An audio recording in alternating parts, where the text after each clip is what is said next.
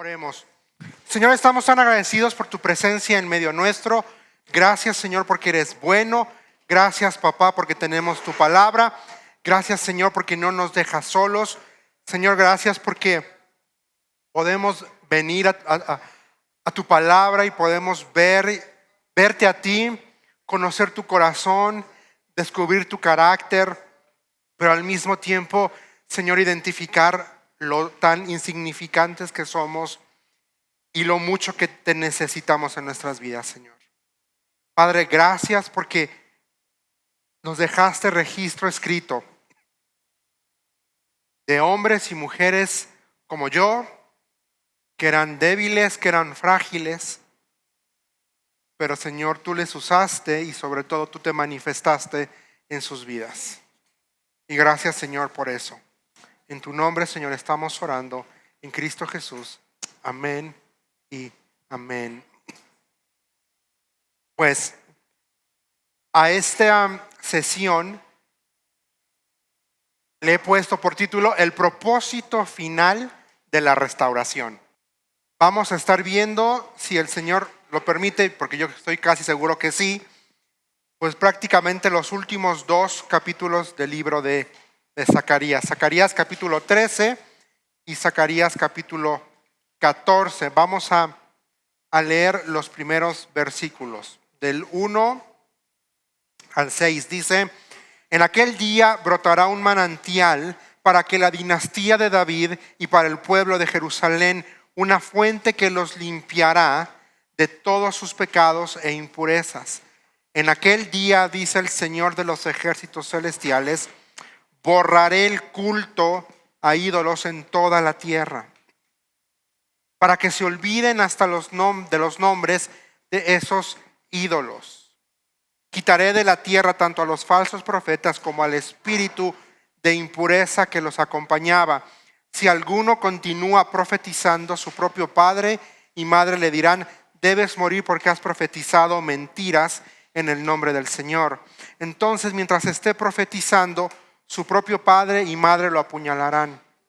En aquel día la gente se avergonzará de decir que tiene el don profético.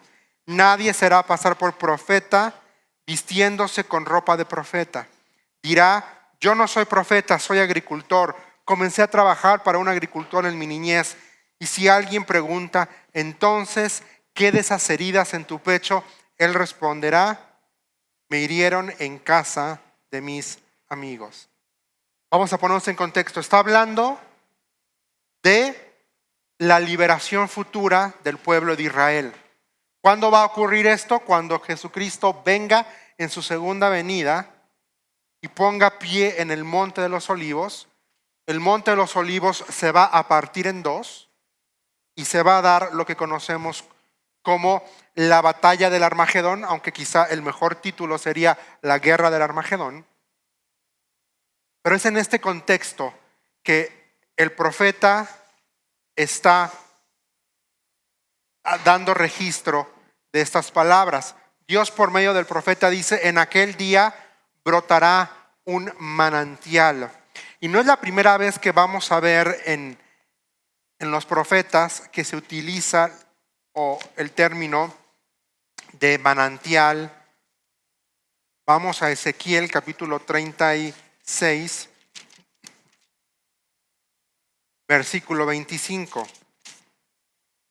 Ezequiel 36, 25 dice: entonces los rociaré con agua pura y quedarán limpios.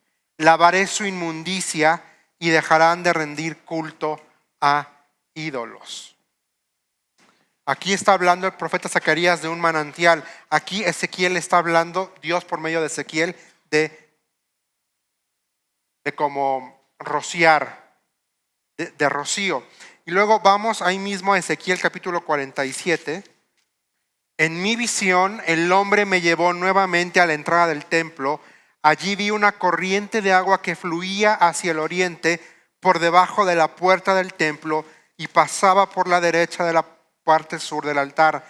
El hombre me llevó hacia afuera del muro por la puerta norte y me condujo hasta la entrada oriental. Allí pude ver el agua que fluía por el lado sur de la entrada oriental. Me llevó a lo largo de la corriente de agua y mientras avanzábamos, él iba midiendo. Cuando llegamos a 530 metros, me llevó a través de la corriente. El agua me llegaba a los tobillos, midió otros 530 metros y una vez más me llevó a través de la corriente. Esta vez el agua me llegaba hasta las rodillas. Después de otros 530 metros, el agua me alcanzaba la cintura. Luego midió otros 530 metros y el río ya era demasiado profundo para cruzarlo caminando. Había buena profundidad para nadar, pero demasiada para atravesarlo a pie. Me preguntó: hijo de hombre, ¿has estado observando? Después me llevó de regreso por la orilla del río. Al volver me sorprendió ver muchos árboles que crecían a ambos lados del río. Entonces me dijo: este río fluye hacia el oriente, atraviesa el desierto y desemboca en el valle del Mar Muerto. Esta corriente hará que las aguas saladas del Mar Muerto se vuelvan, dice, puras y dulces. Vivirán cantidad de criaturas vivientes por donde llegue el agua de este río. Abundarán los peces en el Mar Muerto, pues sus aguas se volverán dulces. Florecerá la vida donde llegue esta agua. Habrá pescadores a lo largo de las costas del Mar Muerto, desde En-Gadi hasta En-Engalim. Toda la costa estará cubierta de redes secándose al sol. El Mar Muerto se llenará de toda clase de peces, igual que en el Mediterráneo. Pero los pantanos y las ciénegas no se purificarán, quedarán salados. A ambas orillas del río crecerá toda clase de árboles frutales. Sus hojas nunca se marchitarán ni caerán y sus ramas siempre tendrán fruto. Cada mes darán una nueva cosecha, pues se riegan con el agua del río que fluye del templo. Los frutos servirán para comer. ¿Y qué dice? Y las hojas se usarán para sanar. Entonces estamos aquí hablando de un manantial. ¿Qué simboliza en este contexto? El manantial, el agua, el río. Simbolizan tres cosas. Primero simboliza perdón, después simboliza limpieza y tercero simboliza restauración. Ahora, primer punto esta noche, vamos a ver el corazón de Dios manifestado en estos versículos de Zacarías 13. Y se va a ver en dos puntos muy importantes. Primero, proveyendo.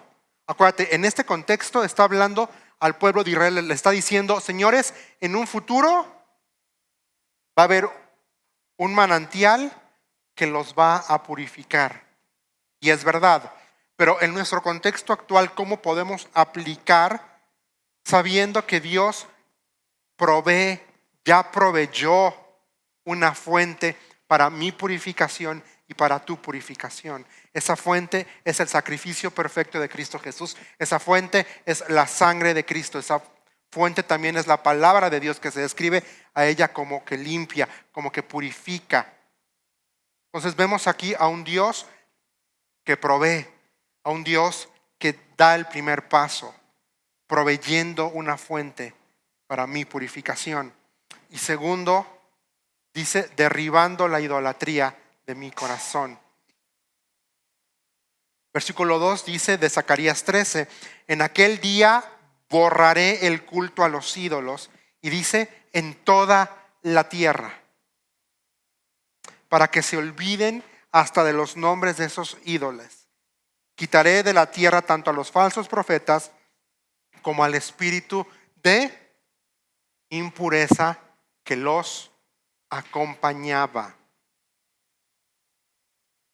Ahora, está hablando aquí que evidentemente cuando habla de profetas aquí, está hablando de profetas que no tenían el don profético de parte de Dios, de personas que se querían dar el título de profeta y hablaban cualquier cosa y lo atribuían a Dios. Por eso ahí dice impureza, impureza, porque querer usurpar el lugar de Dios es traer impureza, es contaminar la verdad, es contaminar lo que Dios ya nos dejó.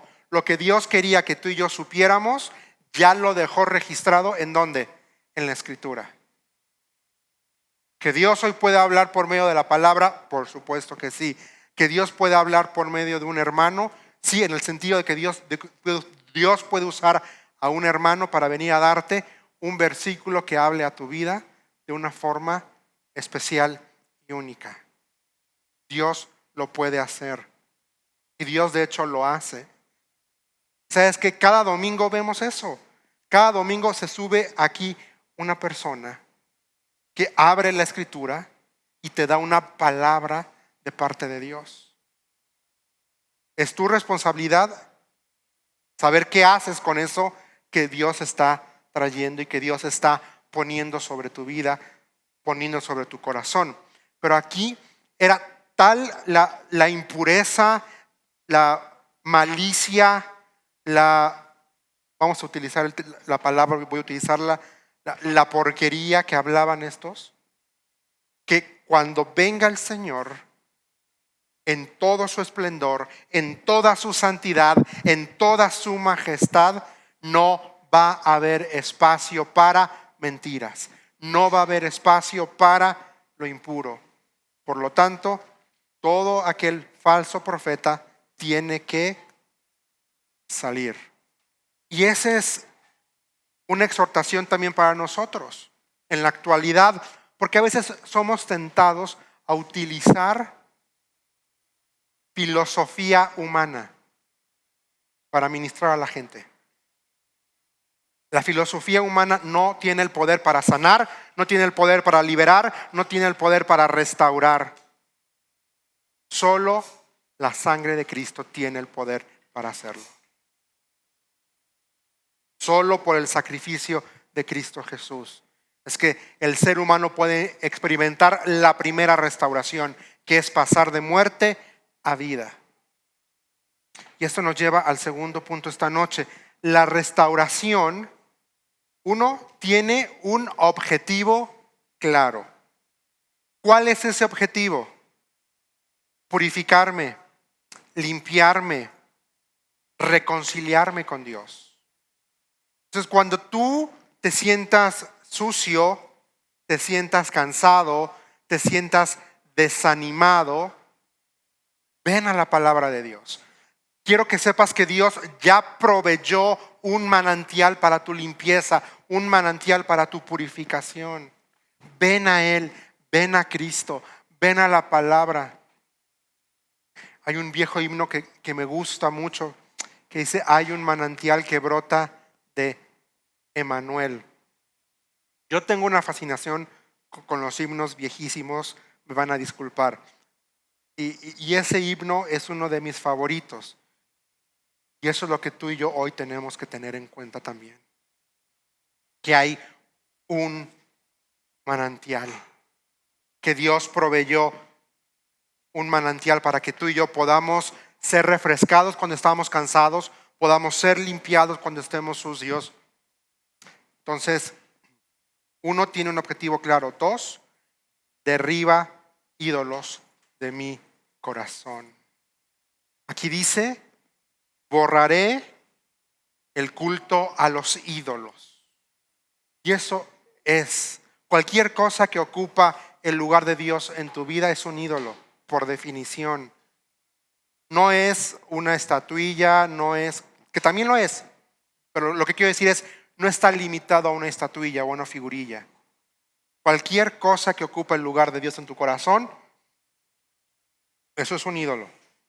Puede ser el trabajo, puede ser el dinero, puede ser YouTube, puede ser Netflix, lo que sea.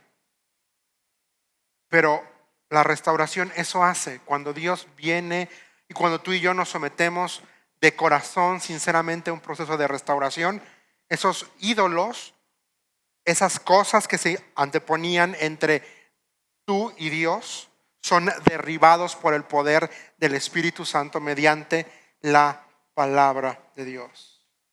Es cuando tú y yo nos levantamos en convicción, creyendo lo que dice este libro, y hacemos de cada verdad nuestra convicción, empezamos así a derribar ídolos. Tenemos que sacar lo que ofende a Dios e ir metiendo lo que le agrada a Dios. Sacar mundo, meter palabra, sacar mundo, meter palabra. Y es un ciclo que no termina. Y no va a terminar hasta que una de dos, o yo muera o el Señor venga. En pocas palabras, hasta que yo reciba un cuerpo transformado y restaurado, hasta ese momento. 3, me hace libre de la hipocresía.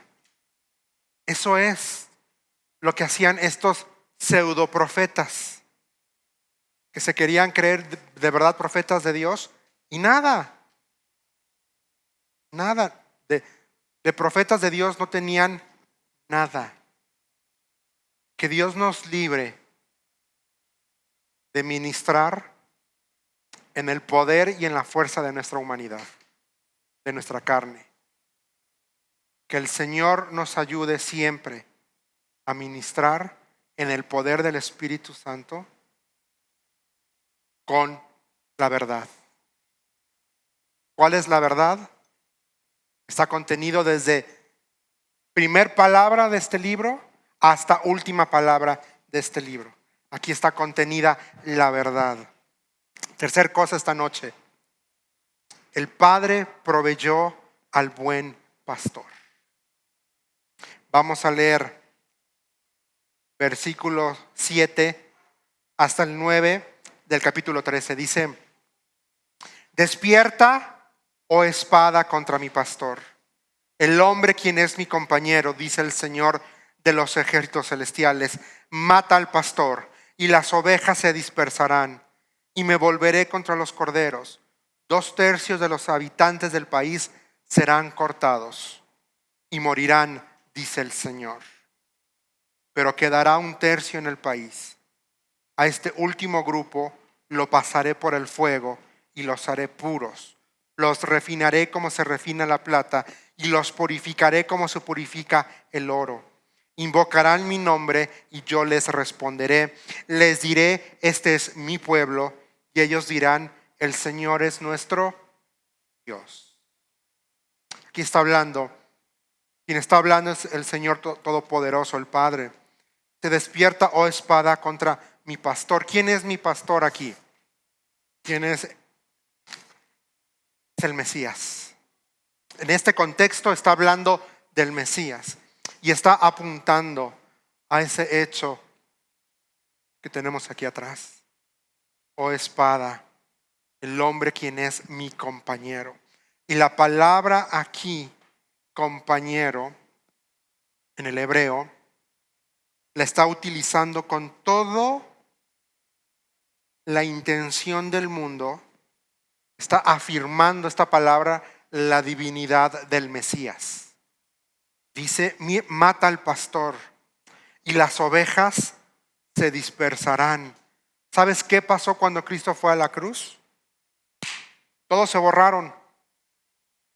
Está hablando de ese hecho, de cuando los que se suponía que tenían que estar con él dijeron: patitas, ¿para qué te quiero? Y salieron corriendo. Sí, y me volveré contra los corderos. El Padre proveyó al buen pastor, uno para que muriera por mí. Dios, el Padre proveyó al buen pastor para purificarme por medio de su muerte.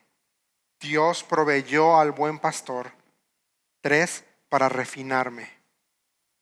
Ve lo que dice, versículo 9. Los haré puros, los refinaré, los purificaré. El Señor proveyó al buen pastor, Dios Padre proveyó al Hijo para que primero muriera por mí, para que me hiciera hijo, para que pasara de muerte a vida, después para purificarme con la sangre del Cordero, para constantemente estarme reafinando. Qué hermoso es saber que Dios me refina. Y mientras esté en esta tierra, Él me va a refinar. Puede que un rasgo ya me refinó, pero entonces, a ver, Juan, ahora vamos a refinarte tu área de dependencia. Ahora vamos a refinarte tu área de confianza. Ahora vamos a refinar tu área de santidad. Ahora vamos a refinar a refinar tu área de. ¿Y cómo es que tú y yo somos refinados? Por las pruebas, por esos momentos difíciles, por esas cosas que duelen, por esas cosas que no entendemos. Dice, la prueba de su fe produce, y la paciencia, no, perseverancia. Y la esperanza, ¿qué? No avergüenza. El Señor nunca nos va a avergonzar. Puede que sientas que estás en el horno, que la cosa, como dirían nuestros hermanos caribeños, está que arde. También nos alegramos al enfrentar pruebas y dificultades porque sabemos que nos ayudan a desarrollar resistencia. ¿Lo puedes poner en 60 o NBLA, cualquiera de las dos? 60 o yo porque me lo aprendí en la 60 hace años. Nos gloriamos sabiendo que la tribulación produce.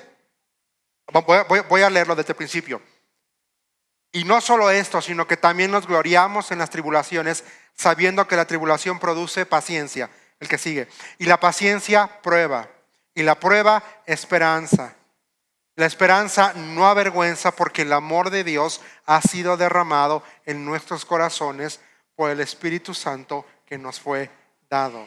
Para mí ha sido, o para mí es, porque no es de que Dios me va a sacar, sino es saber que tengo un futuro mejor que la dificultad presente. Ahora, hay dificultades, hay pruebas que nunca se van a ir de nuestra vida. Ahí van a estar. Un apóstol Pablo, nunca se le quitó su aguijón. Y esa es la esperanza, que cuando estoy en el fuego, Dios llena mi corazón con su amor. Salga o no salga, se solucione o no se solucione. Pensaba ahorita también en los amigos de Daniel que estaban en el fuego, en el horno. Dice que el Nabucodonosor, perdonen que se me traba la lengua, mandó calentar el horno. ¿Cuánta te acuerdas? Exactamente. Entonces imagínate, estaba eso para fundir, pero dice que estaban los tres y no se quemaban. Ni olor a humo. Esa es la esperanza que tenemos.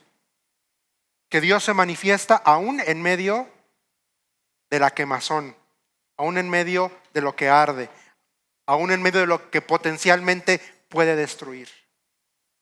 Dios se manifiesta. ¿Cómo? Derramando amor a mi corazón, derramando paz a mi vida, diciendo esa esperanza de Juan, esta vida, esta tierra, vas a tener aflicción.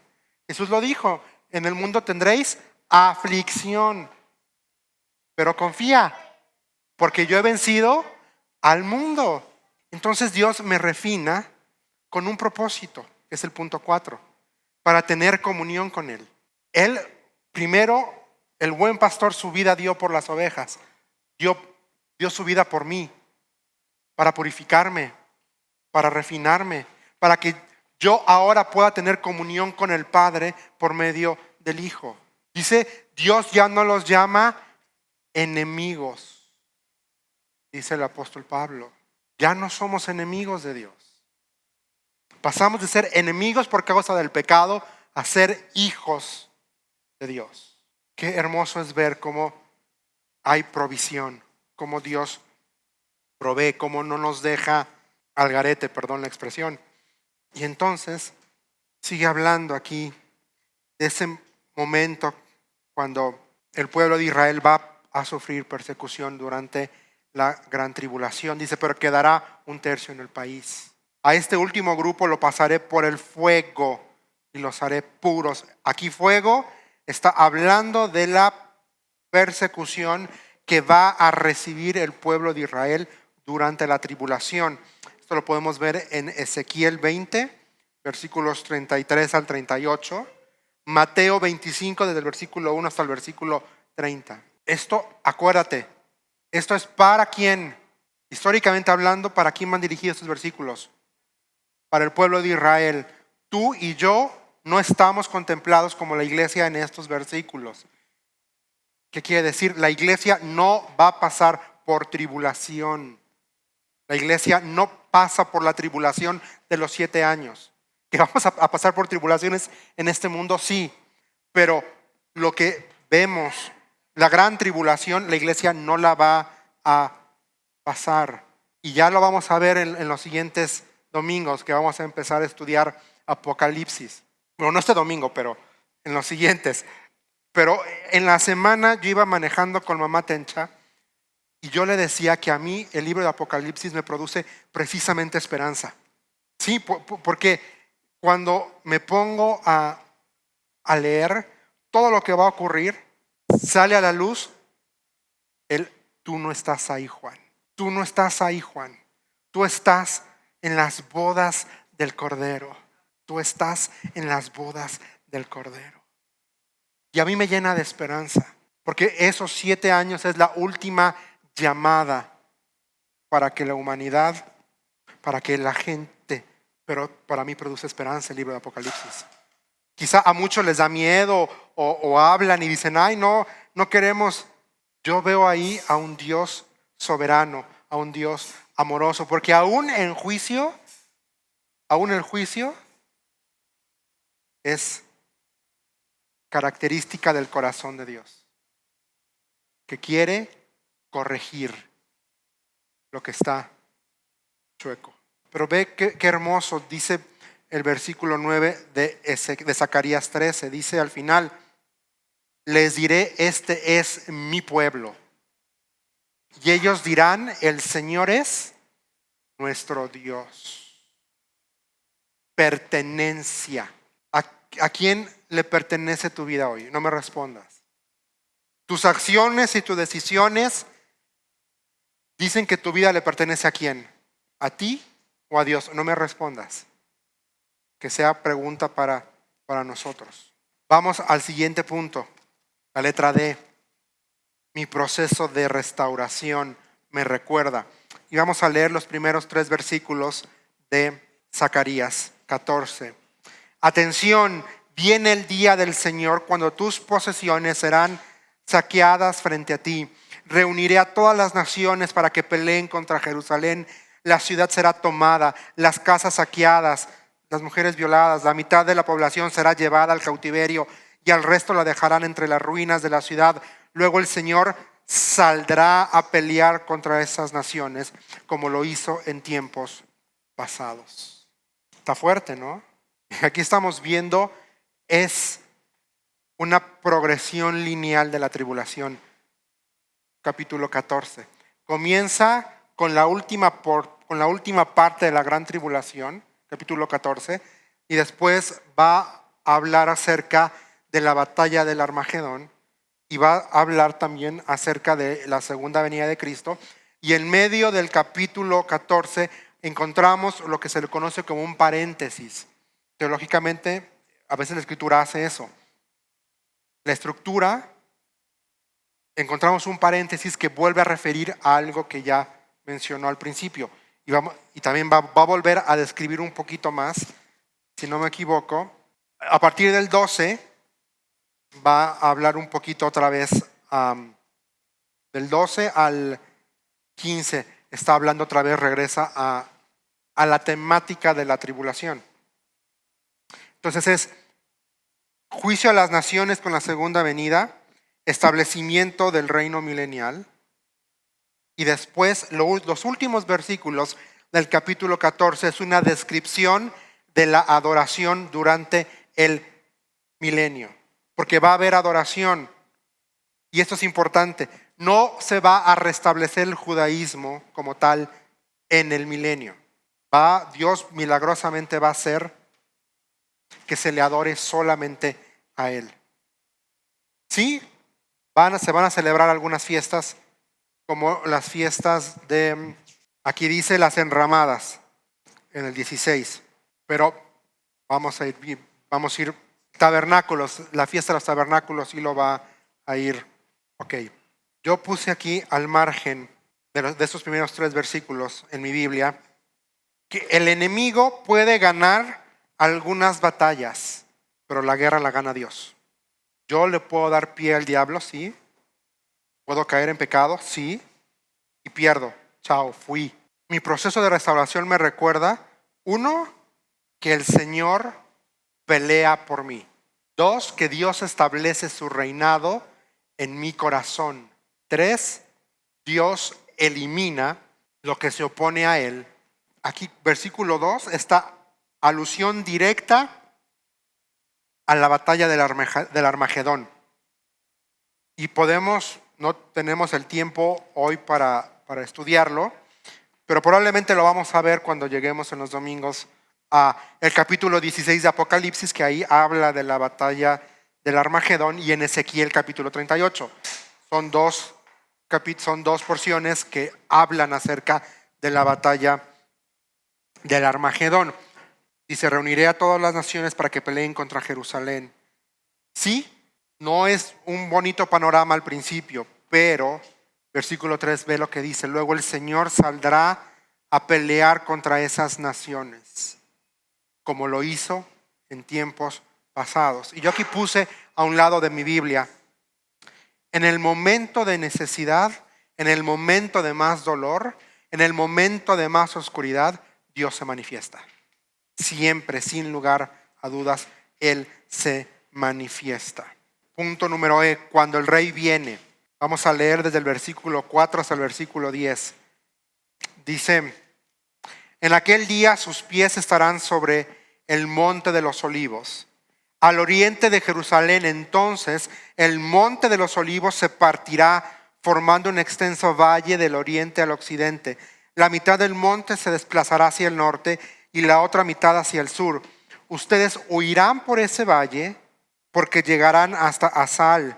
Así es, huirán como lo hicieron durante el terremoto en los días de Usías, rey de Judá. Este terremoto solo lo menciona a otro profeta.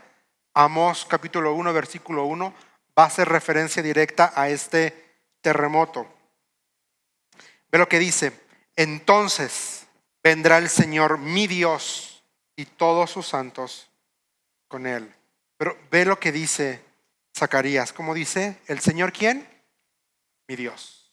Cuando el rey, bueno, vamos a ir adelante. En aquel día las fuentes de luz no brillarán más.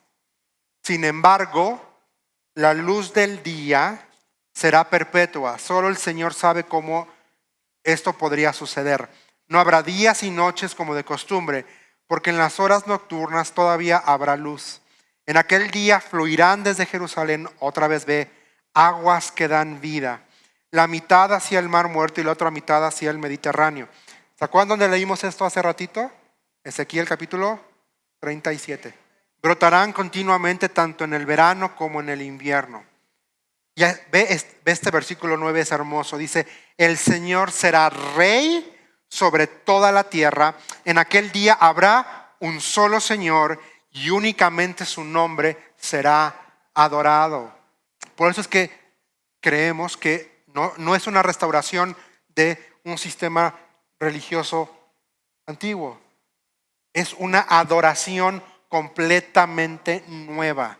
Toda la tierra, desde Geba hasta el norte de Judá, hasta Rimón, al sur de Jerusalén, se convertirá en una inmensa llanura. Pero ve lo que dice versículo 11, esta última parte. Pero Jerusalén será levantada en su lugar original y estará poblada desde la puerta de Benjamín hasta el sitio de la puerta vieja, luego hasta la puerta de la esquina y desde la torre de Hanael hasta las prensas de vino del rey. Cuando el rey viene, cuando él se manifiesta, número uno, lo hace con poder, lo hace en majestad y lo hace en gloria.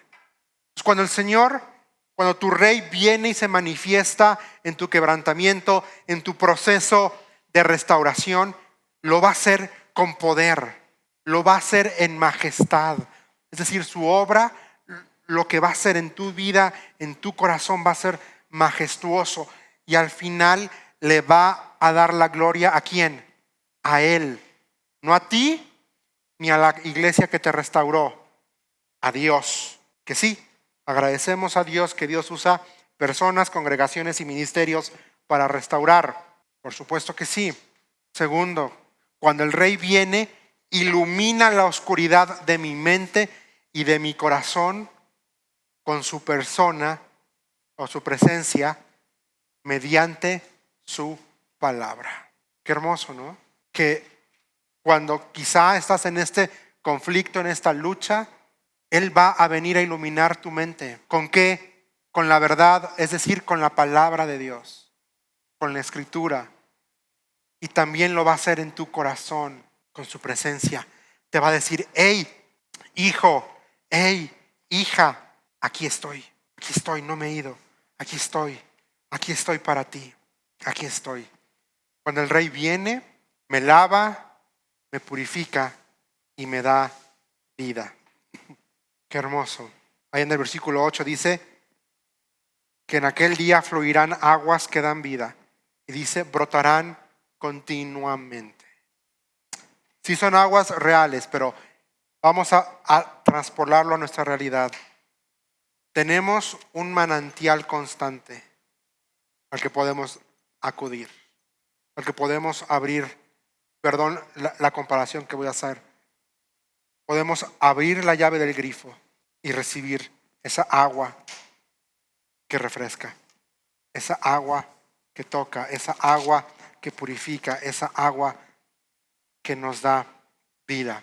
Cuando Cristo viene, Él gobierna mi vida por completo. A mí se me olvidó ponerlo ahí.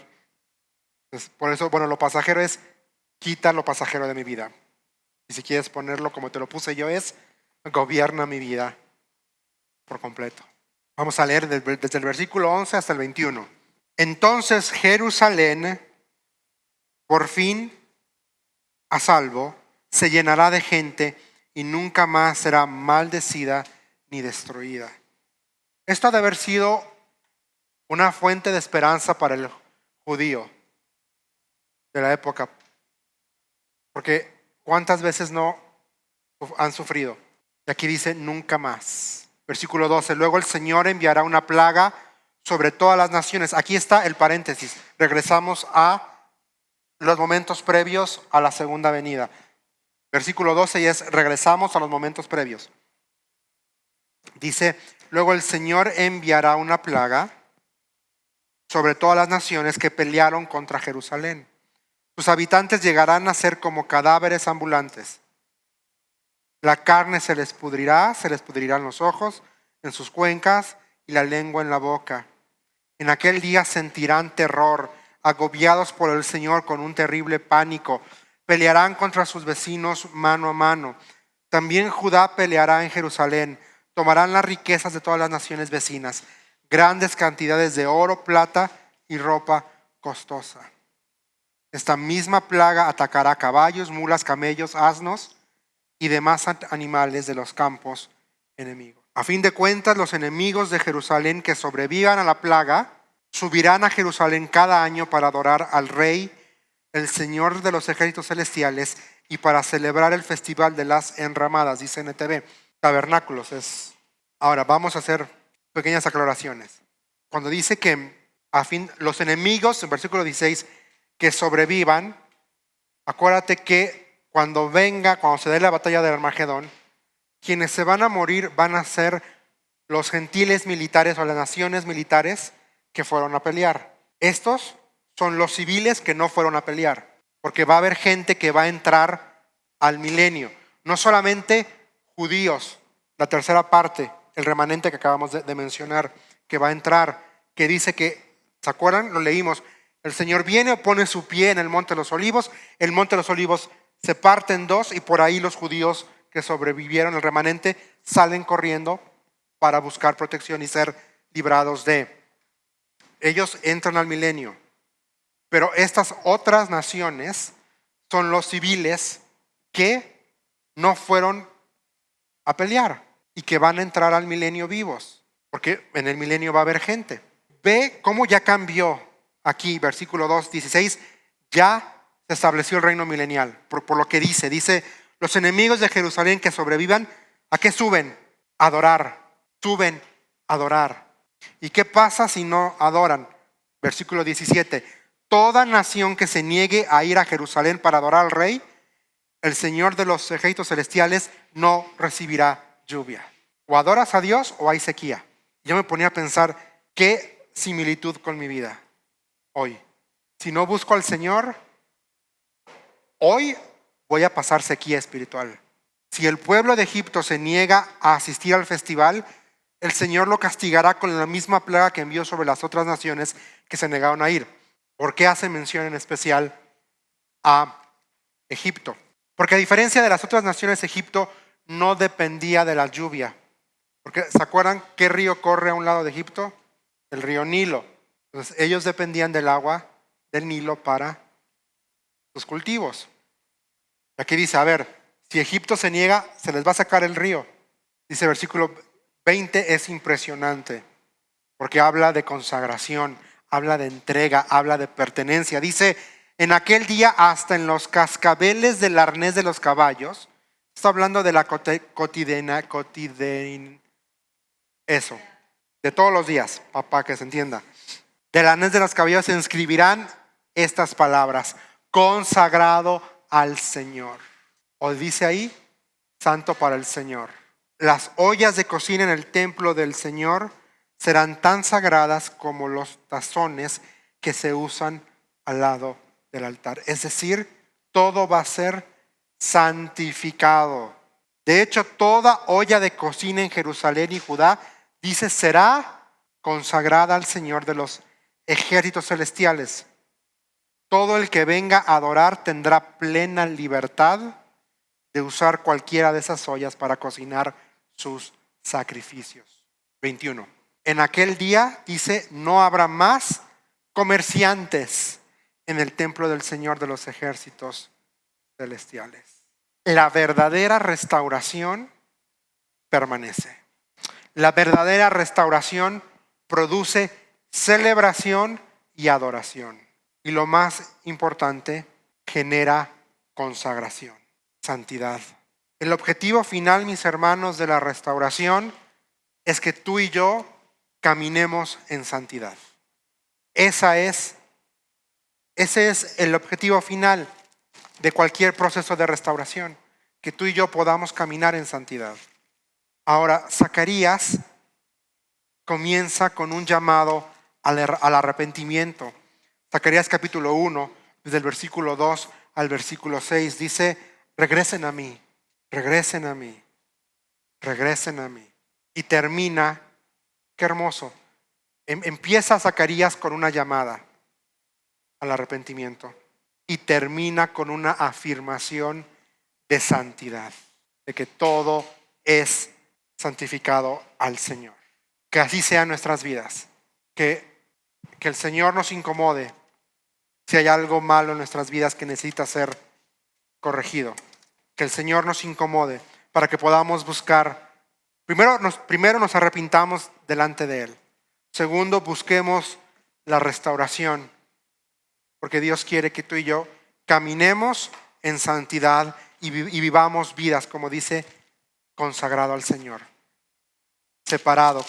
Como decía Renis, ¿me puedes poner otra vez Zacarías 14, creo que es 20 o 21?